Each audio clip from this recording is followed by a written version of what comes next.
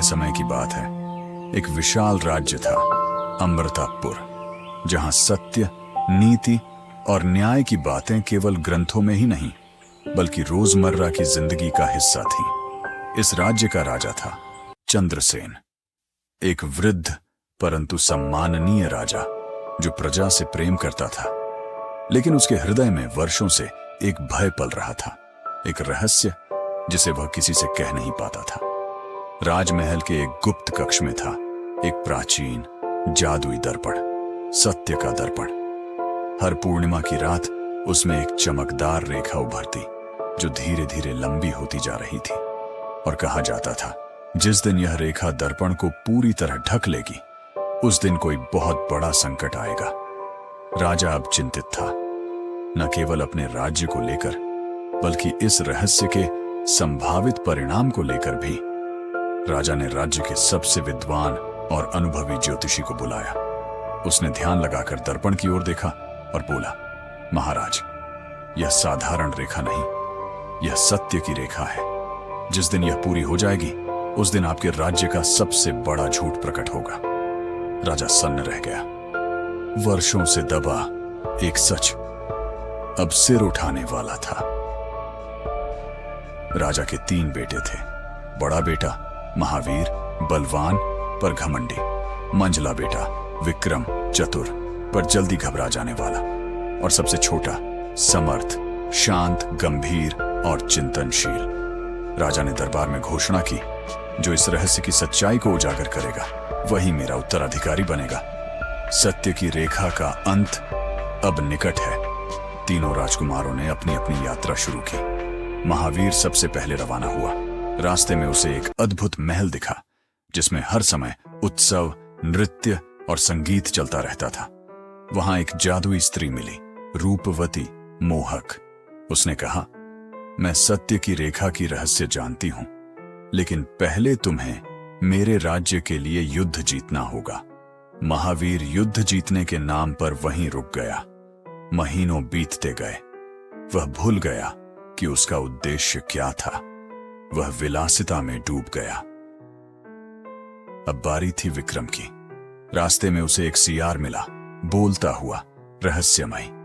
सियार बोला, सत्य की राह कठिन है राजकुमार, सोच समझकर कदम रखना। विक्रम ने हंसकर कहा, एक जानवर मुझे क्या सिखाएगा, और आगे बढ़ गया। आगे उसे एक महल मिला जहां दीवार पर उसकी तस्वीरें थीं। हर झूठ बोलने पर तस्वीरें बदल जाती थीं। आंखें डरावनी, चेहरे टेढ़े। विक्रम डर गया, वहां से भाग गया। उसका आत्मविश्वास टूट चुका था।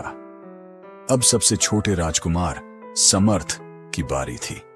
वही सियार उसके सामने आया, लेकिन इस बार समर्थ ने उसे ध्यान से सुना।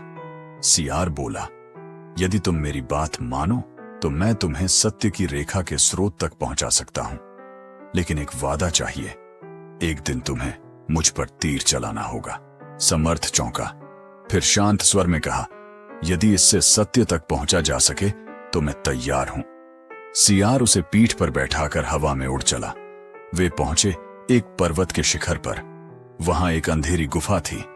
गुफा के भीतर एक दीपक जल रहा था, लेकिन जैसे ही समर्थ अंदर गया दीपक बुझ गया।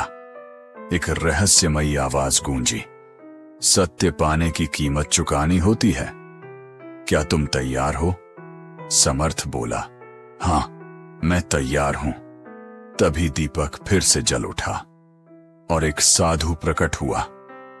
साधु ने कहा, तुम्हारे राज्य का सबसे बड़ा झूठ तुम्हारे ही महल में है। वर्षों पहले एक रानी को धोखे से निकाल दिया गया। असल में वही सच्ची रानी थी। समर्थ चौंक गया, पर यह कैसे सिद्ध होगा? साधु ने उसे एक जादुई पत्थर दिया। यह पत्थर झूठ को काला और सच को उज्जवल बना देगा। इसे अपने महल में ले जाओ, सत्य स्वयं सामने आ जाएगा। समर्थ महल लौटा। दरबार में सब इकट्ठा थे। राजा चंद्रसेन भी वहीं थे। समर्थ ने जादुई पत्थर को सभी लोगों पर रखा। कुछ पर वह काला हो गया, कुछ पर फीका। लेकिन जब पत्थर उस सेविका पर रखा गया जो वर्षों से महल में चुपचाप काम कर रही थी, वह पत्थर एकदम उज्जवल हो उठा। राजा फूट फूट कर रो पड़ा। मैं जानता था वह सच्ची रानी थी, लेकिन दरबार के दबाव में मैंने उसे छोड़ दिया। जैसे ही यह सच्चाई सबके सामने आई, सत्य की रेखा पूरी हो गई। दर्पण एक तेज आवाज के साथ टूटकर बिखर गया। राजा ने समर्थ को गले लगाया। आज मैंने अपने जीवन का सबसे बड़ा बोझ उतार फेंका है। अब यह राज्य तुम्हारा है। समर्थ ने सबसे पहले सियार को ढूंढा। मिला।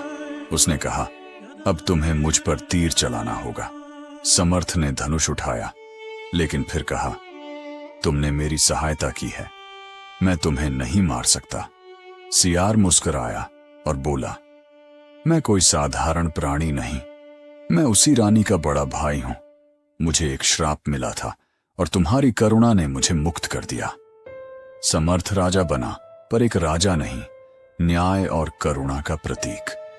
रानी ने अपना सम्मान वापस पाया और सत्य की रेखा अब अमृतापुर का प्रतीक बन गई, जो हर पीढ़ी को याद दिलाती थी, कोई भी झूठ, चाहे जितना सुंदर हो, एक दिन टूट ही जाता है।